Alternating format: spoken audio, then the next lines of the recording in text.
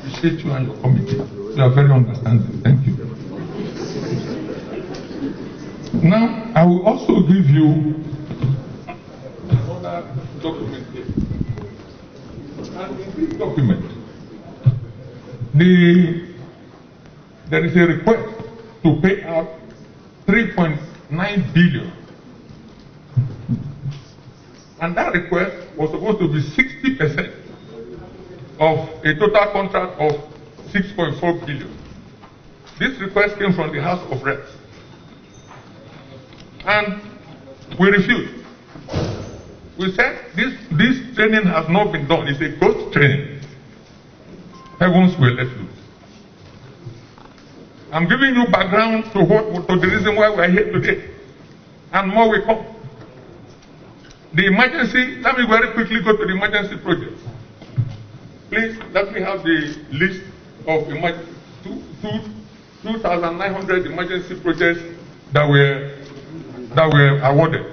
Out of these 2,900, the Senate Committee Chairman on NDDC signed, collected through one Nelson Abamuche, 1,000 of it, that he's going to distribute it to the senators and the House members. Because we too, we know some of you. So we took our time to try and verify. And all the senators said they know nothing about it. They do what? They know nothing about it. We'll give you the list. So that, and these two committee chairmen, when emergency contract that has no due process at all, when they were being awarded, they were the ones supervising this organization. They never raised an eyebrow. I will go to the next to show you the amount of money that have been paid. Just as the CPM brought it from 2015, you can see the amount of money spent each year. Of all those money, there is nothing we have paid that compares to what was paid in those days. They now went to talk about interest. That I received 18 million naira interest. The MD has 51 million. What is interest? This interest is security. In Port Harcourt, they will tell you that an executive director of NDDC is better than hijacking a bullion van. So if they take you, every day the NDDC is paying ransoms for staff and management. You pay to maintain almost 150 policemen under that make sure that you arrive and go home and sleep. And all these interests were interest that was approved by the board. It's not that the IMC came. It has been ongoing. They have been there since we came, before we came. And we have even reduced it. Then they talk about the payment of contracts. When we arrive, please give me the pictures of the projects we have examined. Before we make any payment, please open it. Before we make any, we go on site. We will take the projects one by one. We will ask the director of PMS to go and match the payment with the IPC that we made on ground. In this process, we have saved the commission 20 billion. And that is why some contractors don't want to see us. Normally, if you receive an NDDC contract, it's like you have one lottery. Because they award you contract of 800 million, and you need just 20 or 30 million to do it. We said NDDC cannot continue to be like this. So we must stop it. Please, should please submit it to the ABOS. And we have all the projects we have paid for. That is how we have documented it. And what is the hallmark of this payment? We, as IMC, we did not, I repeat, we did not award this contract. And the reason we started paying is that a lot of them were going to court. A lot of them were going to court. So we had to say, look, how do we save the commission? Our total exposure is 3.6 trillion. 3.6 trillion. We confirmed payment of 1.6 billion. Out of the 1.6 billion, we have paid 55 billion. Is that what we have done wrong? What is the accusation? What have we done? Just because we are working for the country, we are working for the region. There is no 10 kilometers of balanced road in the Niger Delta. And this 3 trillion that we are supposed to, if you pay the 3 trillion, it does not change the landscape of the Niger Delta. Does it? Please give me Starline. Starline and Fandor. When we came on board, we met there's a company on ground at the first Starline. They were fraudulently collecting revenue on behalf of the commission. And in 3 years, they earned 36 billion, which amounted to 1 billion every month. Minister said stop it, we stop it. Fandor went to LNG. They didn't do anything. They paid 10 billion into NDDC account. Fandor collected 2 billion out of it. It is part of the document we have from the CBN. So the minister said, stop it. When the minister stopped it, heavens were let loose. The Fandor is chopping alone. There is nothing to chop in NDDC. And that is the truth of the matter.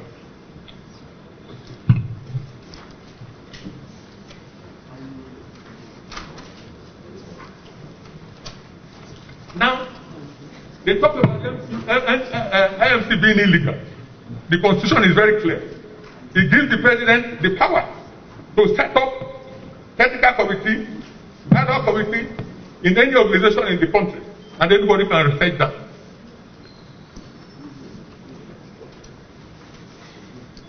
And what brought the IMC actually is the forensic audit.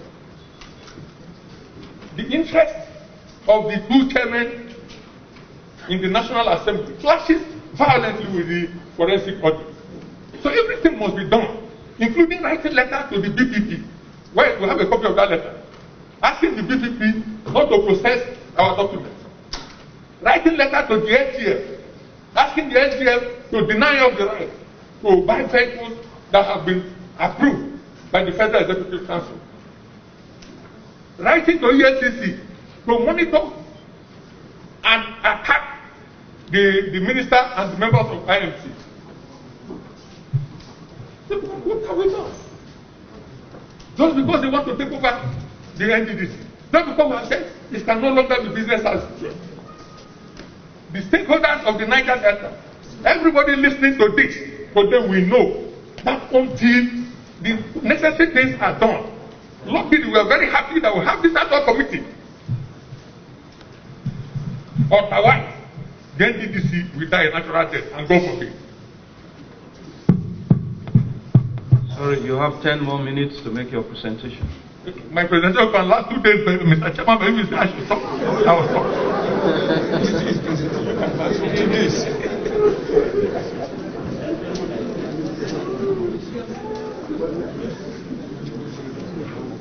And what we met on the ground, in fact, the more you even explain it, the more you cry.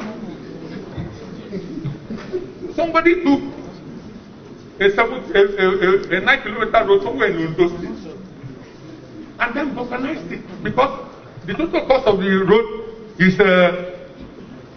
2.9 billion. For you to award this road, you have to go to Federal Executive Council. They don't want to do that. They don't want to go to BPP. So they chop it. And then they awarded it to themselves. They said we must pay. We said this project did not meet due process. We want it to meet due process.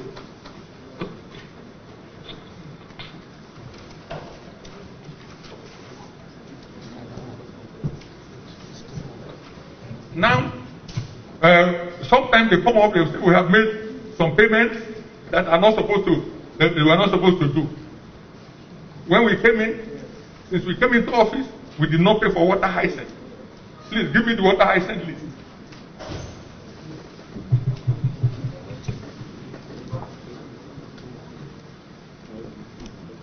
And give me the list for payment to NGO.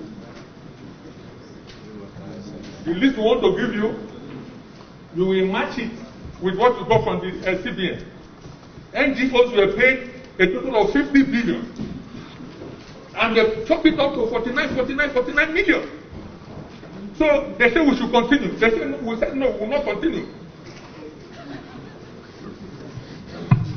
This is what I said. This NGO. Please, can we submit this to? Thank you.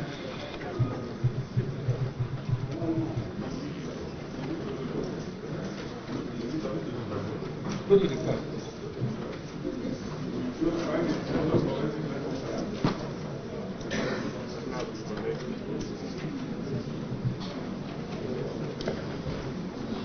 Like I said, made by the IMC till inception is 51 billion. That is including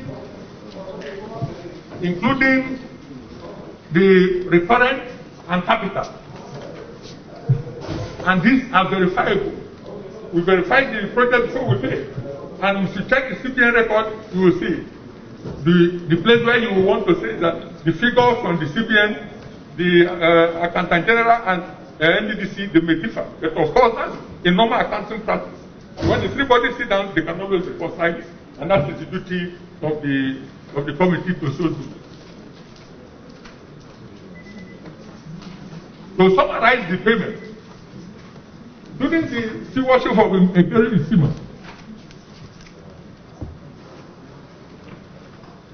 a total of over 400 billion was paid. Brambaifa, over 200 billion was paid. Akwagaga, over 34 billion. The Union, 10 billion.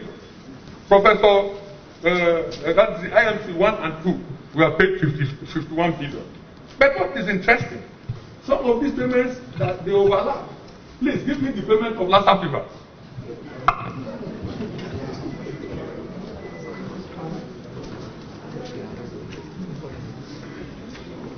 It's a good chairman. I will tell you the story of this Lassa fever because as God will have it, and that is why I always speak the truth. I'm a soldier of truth. When we started the IMC, we were three. The Joy Nuna, myself, and the late EDFA. He is so rest in peace. I'm the only one that survived. And I can't go. But the important thing is this. A payment of almost 3 billion took place while I was a member. A payment of 3 billion, over 3 billion took place while I was a member of the IMC. I didn't know. My late EDFA didn't know. And in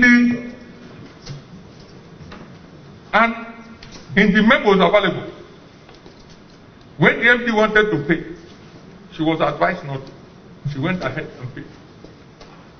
Please, can I submit? Yes.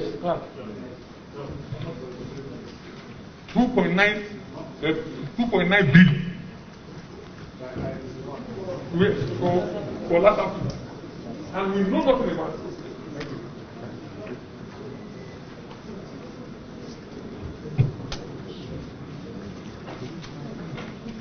Mr. Chairman, I am sorry that you have asked me to calm down, but the problem is that when you listen to the myriad of problems and what the NDDC has gone through, you can hardly even stand and talk. And it brings me back again to the budget. And we appeal. We appeal, Mr. Chairman, and appeal very seriously, with the blood of Niger Deltans that have died for this cause. With our soul and with our mind, Mr. Chairman. The issue of our budget is very important. Budget has been a recorded instrument of blackmail against the INC. When the National Assembly passes the budget of the NDDC, they pass line budget, projects 50 billion, health 10 billion, this 5 billion. They just throw it to the chairman. The two chairmen will retire with one Mrs. What's her name? My nan. They will get a room in Hilton. and that is the end of it. It will become history. The last one passed for 2019. They gave us only 2 weeks to implement it. Of course, when the budget came back, it was a mess. Please give me the additions and the inputs into the budget. Promise, where is it? Let me have it. It is good for the year? Oh, last year. Okay, last year. And Chairman, you have asked a very important question. Let me tell you the history of this budget difficulty. A year came. Sorry? Is where? A year came when, normally, one of the best MDs that NDDC has had is Dr. Omena. Omena was removed under similar circumstances that they want to kick us out. Of course, you know that the only reason they are making all this wahala, forcing us, abusing us, is that they want us out so that they can put people they want, they can control, who can go there and loot the treasury. And that is what we have said we will not succumb to. So, as I was saying, the chairman of the committee, every year, once the budget is passed, they will keep on to it, they will hold on to it, they will ask for all manners of things. And even when and that's what I keep telling my director, look, always stand your ground, because you are serving the people. Your loyalty is to the Senate, not to the chairman of committees. You must remain fair. Even when we have left here, remain fair. Because if you don't remain fair, it will be difficult for you to grow that. So normally, once a chairman of Senate arrives for Port, the person is met at the airport, they will take him to the Meridian and give him a whole floor for the Meridian. Everything he wants, they will sign for him there. They panic them, they intimidate them. Meanwhile, the members of the committee in the Senate and the House, they don't know any of these things. I can tell you, how many senators here? No senator here can tell me that he has been part of this camp. None. If you go to the House, it's the same story. And that is why we have said, look, we will stand our ground. This opportunity to explain to the world what is happening is the best we have ever had. Let us have our budget. The budget of 2020, we submitted it in November last year. We are in July. If you ask them, they will tell you that we have not submitted budget performance for 2019. Meanwhile, the day they gave us that budget was the day we submitted the budget performance. So, in rounding up, I want to thank Mr. President for giving us this opportunity to know and expose what has been happening in NDDC. I want to thank the Senate President for being such a wonderful human being. And the Chairman, it would have been possible for you to say, look, you can't talk, sit down. And you shut me up. I've seen it many times. But you are such a wonderful gentleman. You are such a great fellow. I cannot even stop talking about Buhari. Buhari, such a beautiful man. Wonderful. Ipigi is an Ogoni man. Ogoni put on lie. And how do I even end without referring a little bit of a problem that our detractors want to make such noise about that I don't even consider a problem. They said that we have retired staff, or sacked staff, or suspended staff. Mr. Chairman, the only thing I have to tell you is that if any staff says he has been sacked, suspended, or retired forcefully, please let him bring the letter of sack. Let him bring the letter of suspension. We have sacked nobody. We have suspended nobody. It is mandatory when people are asked to leave. All the people who are on leave, they are paid their full salaries. They are paid their food. Nobody is being withheld. But anybody who comes to say he has been sacked, please let him bring his sack letter. Because you have asked me that time is enough, I don't want to overdo things. You have been very gracious and nice to me. On behalf of the Commission, on behalf of my MD, Mr. Chairman, I want to say we are always available. All what we have told you, if we are not convincing, please be kind enough to write us. We will also put it in writing. The reason we have I have found it difficult to stand here is that when I see the scale of monumental fraud in the NDDC, you can't sleep. Sorry? Yeah. Mr. Chairman, you can't sleep. And that fraud is what they want to stop. That fraud, you want to perpetrate it. If today, because I have spoken like this, the president decides to remove me, I will go home very peaceful, very wonderful. But I'm aware that if not for this ad hoc committee, the report that would have come, if one was been allowed to handle it, would have been that Dr. Cairo, Professor, Minister, banned for life for holding for things we don't know.